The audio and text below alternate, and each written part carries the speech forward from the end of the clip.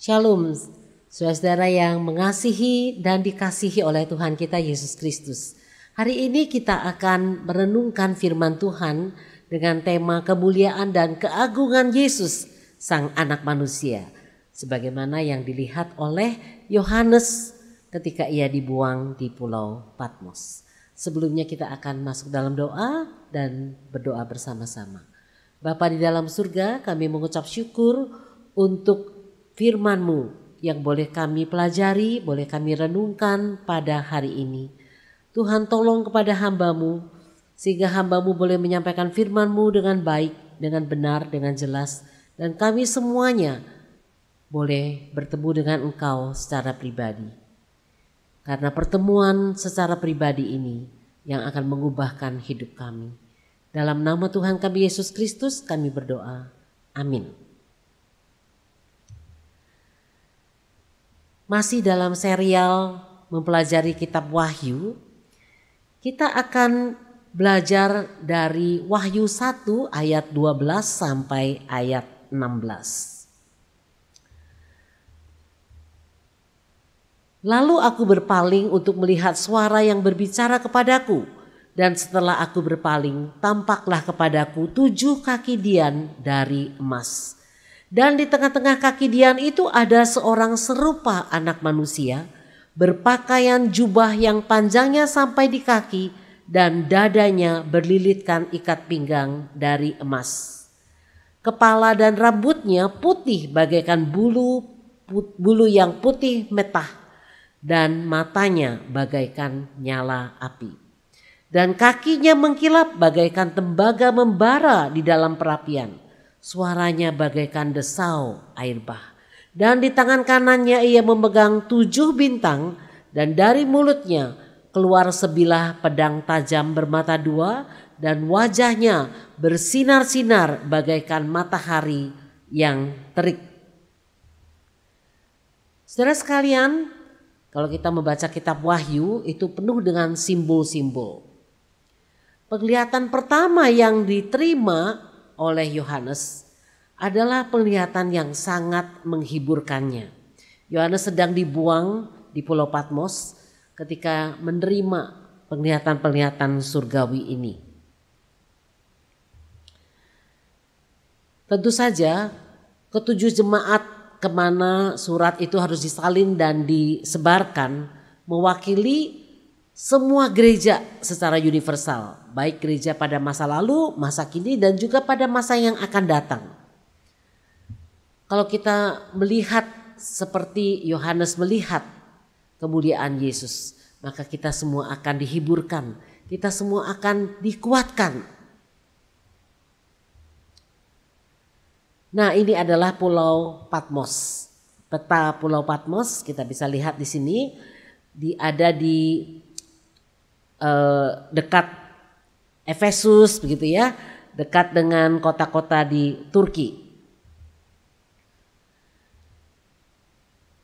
Tuhan Yesus berpesan agar detail-detail penglihatan itu harus dituliskan, harus disalin dan disebarkan kepada ketujuh jemaat yang ada di Asia Kecil. Efesus, Smyrna, Pergamus, Tiatira, Sardis, Philadelphia, dan Laodikia.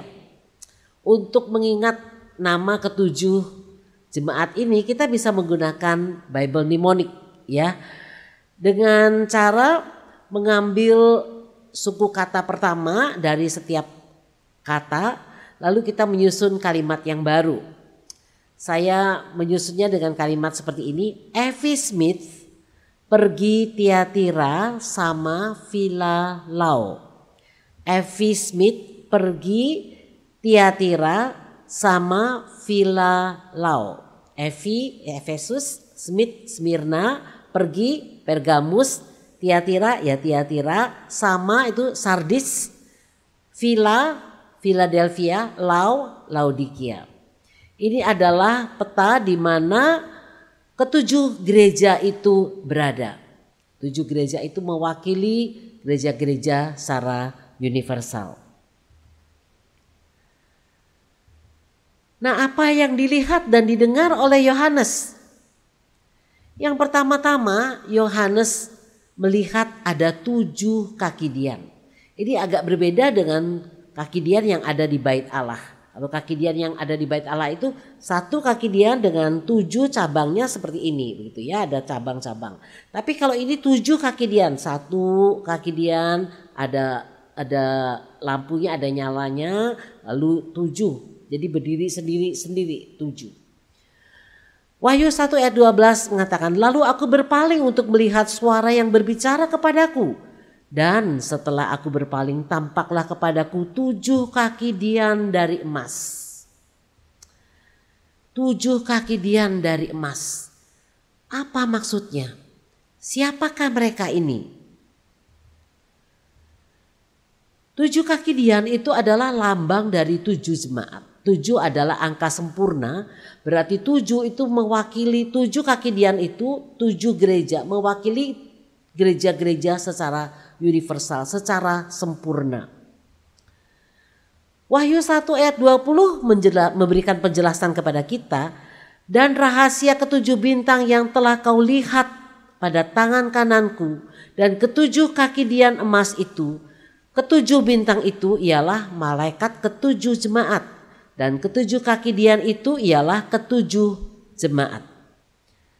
Saudara sekalian, fungsi kaki dian itu sebagai tempat untuk menaruh lampu minyak. Ya, ketika minyak sudah ditaruhkan di sana, biasanya minyak dari minyak narwastu yang murni sekali ya. Minyak zaitun yang murni sekali, minyak zaitun yang murni sekali. Jadi ini untuk menaruh lampu. Fungsi gereja juga sama, memberi terang bagi dunia yang gelap. Apakah terang itu? Terang itu adalah cahaya Injil. Kalau gereja berhenti menginjil, gereja berhenti mengabarkan kabar baik, maka gereja akan kehilangan fungsinya, tidak ada lagi fungsinya. Tuhan Yesus juga berkata bahwa cahaya itu bukan hanya berita Injil yang secara lisan kita nyatakan, kita beritakan, tetapi dalam Matius 5 ayat 14 dan ayat 16 itu juga memberikan keterangan yang melengkapi. Kamu adalah terang dunia, kota yang terletak di atas gunung tidak mungkin tersembunyi. Demikianlah hendaknya terangmu bercahaya di depan orang, supaya mereka melihat perbuatanmu yang baik dan memuliakan Bapamu yang di surga. Jadi melalui berita Injil, melalui pernyataan kasih kita, perbuatan baik kita kepada dunia, dunia akan melihat, dunia akan mencari tahu siapakah sang terang itu sebenarnya. Kita hanyalah para reflektor terang itu. Kaki dian dari emas melambangkan sesuatu yang murni, karena emas adalah lambang benda yang sangat berharga dan lambang kemurnian. Emas murni itu sudah melewati berkali-kali perapian. Ya, berkali-kali penyaringan.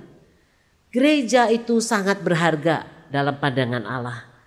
Gereja juga harus menjaga kemurnian dan kekudusannya ketika berada di tengah-tengah dunia ini. Tidak mengadopsi prinsip-prinsip dunia menjadi prinsip yang dilakukan dalam gereja, tetapi menjadi terang, menjaga kemurnian dan kekudusannya. Pertanyaannya adalah sekarang, apakah kita menghargai gereja kita? Ya, sebelum kita belajar tentang menghargai gereja secara universal, mari kita belajar menghargai gereja lokal kita. Berapa banyak waktu yang kita gunakan untuk mendoakan gereja kita, mendukung gereja kita? Bagaimana kita menjaga kemurnian kita sebagai jemaat Tuhan? Ini pertanyaan-pertanyaan yang perlu kita renungkan bersama-sama. Berikutnya, Yohanes juga melihat di tengah-tengah kaki dian itu ada seorang serupa anak manusia. Di tengah-tengah, di antara. Berarti Tuhan Yesus tidak hanya melihat dari jauh dari surga, namun beliau berdiam di antara jemaat-jemaatnya. Tuhan Yesus adalah kepala gereja universal. Dia adalah Sang Immanuel, dia beserta dengan kita. Kehadiran Tuhan Yesus di tengah-tengah jemaatnya membuat saudara dan saya dapat bersinar, dapat dihiburkan dan dapat dikuatkan, serta kita semua dipenuhi dengan rasa hormat. Yang ketiga, ada seorang serupa anak manusia. Anak manusia bukanlah gelar yang biasa, tetapi gelar kehormatan untuk Sang Mesias, Sang Raja kekal yang mulia dan berkuasa atas bangsa-bangsa. Dan inilah penjelasan yang bisa kita terima mengenai Sang Anak Manusia ini, yakni dalam penglihatan yang diberikan kepada Daniel. Sang Anak Manusia menampakkan diri dalam penglihatan kepada Daniel. Daniel 7 ayat 13 sampai 14 dituliskan demikian. Aku terus melihat dalam penglihatan malam itu, tampak datang dengan awan-awan dari langit seorang anak manusia. Datanglah ia kepada yang lanjut usianya itu dan ia dibawa kepadanya.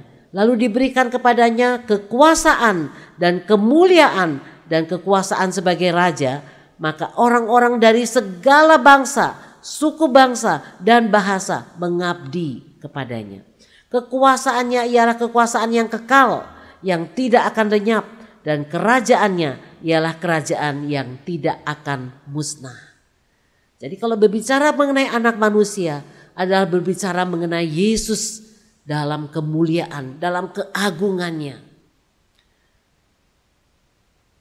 Yesus yang adalah Raja segala raja, Raja yang kekal, yang kekuasaannya tidak akan lenyap, kerajaannya tidak akan musnah, dan Raja dari berbagai bangsa, berbagai suku bahasa, berbagai bahasa mengabdi kepada Sang Raja kekal ini. Ini jauh berbeda dengan apa yang Yohanes ingat ketika Yesus disalibkan. Dalam kerendahannya karena kasihnya kepada kita, dalam penderitaannya. Kalau sekarang yang Yohanes lihat adalah Yesus menampakkan diri dalam kemuliaannya. Jauh sekali, jauh berbeda dengan Yesus yang dilihat Yohanes sebelum dan saat beliau disalibkan. Tentu saja penglihatan ini sangat-sangat menghiburkan Yohanes dan gereja-gereja. Pada saat itu gereja-gereja sedang mengalami aniaya yang sangat hebat dari Kaisar Romawi, Domitianus. Melihat bahwa Sang Raja kekal itu ada di hadapan kita sungguh sangat menghiburkan. Berapapun besarnya kuasa Domitianus tidak akan bisa menghancurkan kerajaan Tuhan. Seberapapun dalamnya penderitaan yang dialami oleh umat Tuhan, tidak akan dapat memisahkan mereka dari kasih Tuhan. Dikatakan juga Sang Anak Manusia itu berpakaian jubah yang panjang sampai ke kaki dan dadanya berlilitkan ikat pinggang dari emas. Wahyu 1 ayat 13. Ini adalah seperti jubah imam besar, ya, panjangnya sampai ke kaki. Keluaran 29 ayat 5 dikatakan, kemudian kau ambillah pakaian itu lalu kau kenakanlah kepada Harun kemeja, gamis, baju efod dan baju efod serta tutup dada. Kau kebatkanlah sabuk baju efod kepadanya. Saudara-saudara sekalian, tugas seorang imam besar adalah menjembatani manusia dengan Tuhan. Mewakili umat manusia untuk memohon pengampunan kepada Tuhan. Dan Tuhan Yesus Kristus tidak hanya membawa korban lain, tetapi ia membawa korban berupa dirinya sendiri. Ia mencurahkan darahnya di atas salib supaya kita bisa didamaikan dengan Allah. Saudara, kalau kita melihat gambar ini, manusia berusaha untuk berbaikan dengan Allah. Manusia berusaha untuk datang kepada Allah. Dengan cara apa? Dengan perbuatan baik, dengan kesalehan, dengan cara pendidikan yang tinggi, dengan memberikan amal yang banyak. Itu semua tidak dapat membawa kita kepada Allah. Kita semuanya harusnya masuk ke dalam hukuman kekal, neraka yang kekal, kebinasaan yang kekal, keterpisahan dengan Allah untuk selama-lamanya. Hanya karena pengorbanan Yesus Kristus di atas kayu salib yang bisa membuat kita sekarang datang kepada Bapa. Roma 5 ayat 1 mengatakan, sebab itu kita yang dibenarkan karena iman, kita hidup dalam damai sejahtera dengan Allah oleh karena Tuhan kita, Yesus Kristus. Berikutnya secara detail, Yohanes melihat kepala dan rambut sang anak manusia putih bagaikan bulu yang putih metah. Dalam bahasa Inggrisnya lebih jelas ya. The hair on his head was white like wool, as white as snow. Di Wahyu 1 ayat 14. Rambut putih itu saudara, itu melambangkan usia lanjut. Usia lanjut melambangkan kebijaksanaan, kekekalan. Dan ini semua menunjukkan keilahian Yesus.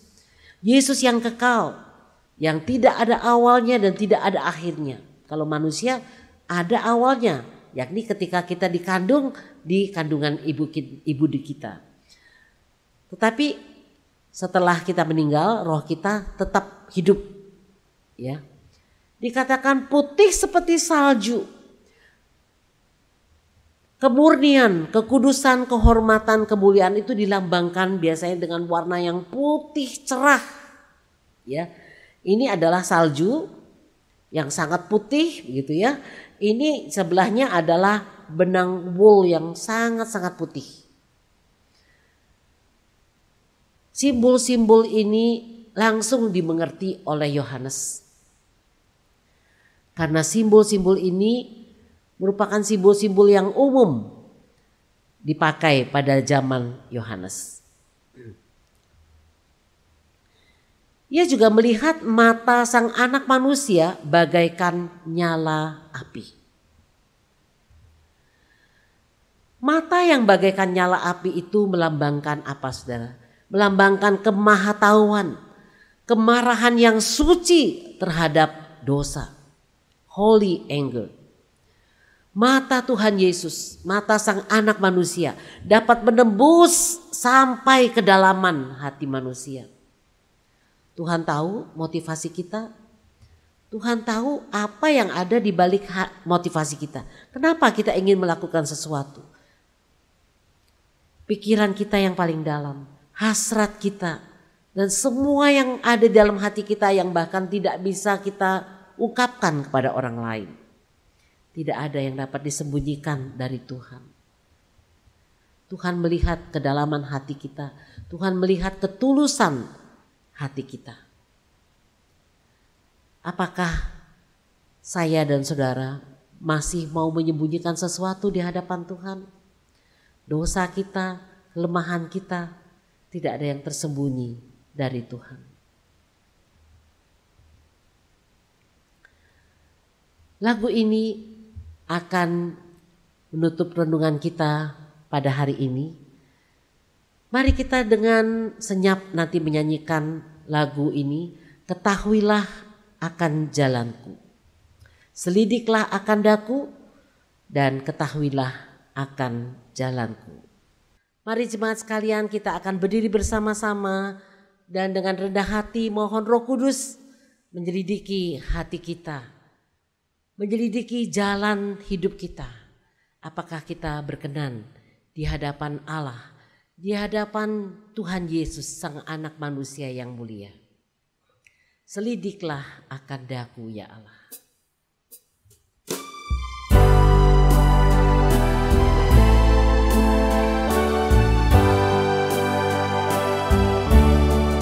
Selidiklah akan daku ya Allah, ketahuilah akan jalanku,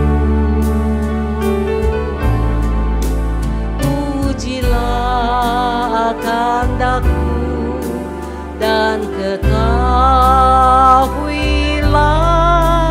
akan segala kepikiranmu.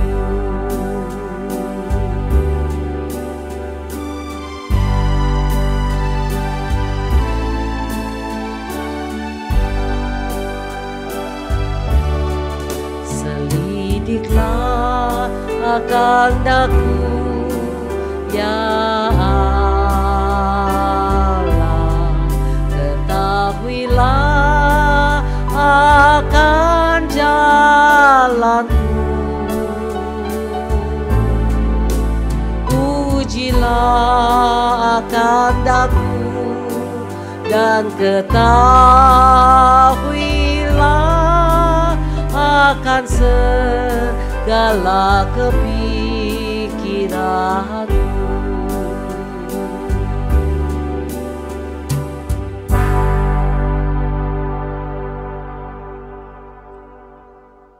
Kami sungguh bersyukur ya Tuhan, di hadapan Engkau, Tuhan kami Yesus Kristus, Sang Anak Manusia, yang mulia, yang agung, yang ada di antara kami, yang melindungi kami, memberkati kami, dan mengawasi hidup kami. Kami yang begitu berharga di hadapan Tuhan. Kami yang menerima akses masuk ke hadapan Allah Bapa oleh karena pengorbanan-Mu Tuhan Yesus Kristus. Kami sungguh berharga di hadapan Tuhan. Kami sungguh bersyukur Tuhan untuk karya-Mu yang ajaib dalam hidup kami. Kami berterima kasih untuk penyertaan-Mu, untuk perlindungan-Mu bagi kami. Terima kasih karena Roh Kudus berbicara dalam hati kami, mengoreksi motivasi kami, hasrat kami, niat kami, batin kami yang terdalam. Tuhan tolong supaya hidup kami boleh berkenan di hadapan Tuhan. Jalan hidup kami boleh menyenangkan hati Tuhan. Dalam nama Tuhan kami Yesus Kristus, Juru Selamat kami. Amin.